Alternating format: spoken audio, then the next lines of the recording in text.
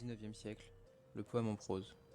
Genre littéraire poétique contraire à la poésie en vers, introduit par Aloysius Bertrand en 1842, fut mis en valeur par Baudelaire avec son recueil Les Petits Poèmes de Paris, connu aussi sous le nom de Spleen de Paris, en 1869.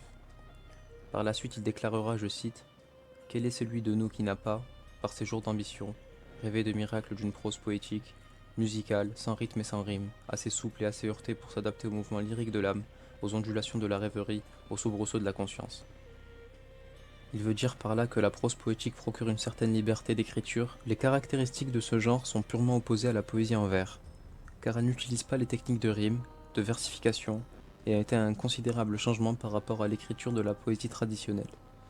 Cependant, elle se démarque des autres, dans la liberté d'écriture et plus particulièrement dans sa facilité à introduire des procédés stylistiques ou figures de style, comme les associations inhabituelles de mots correspondant aux oxymores ou aux antithèses, aux tropes, qui sont les métaphores, métonymies, etc.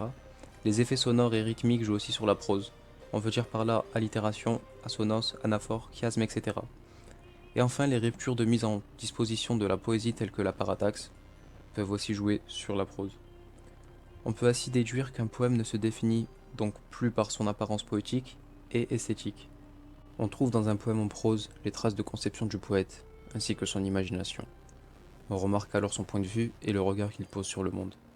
Chez Baudelaire et surtout chez Rimbaud, le poème en prose représentait un moyen de se rapprocher de la réalité et d'explorer entre guillemets un univers infini dans lequel l'ancienne poésie versifiée ne pouvait accéder à cause de l'idée de la logique traditionnelle.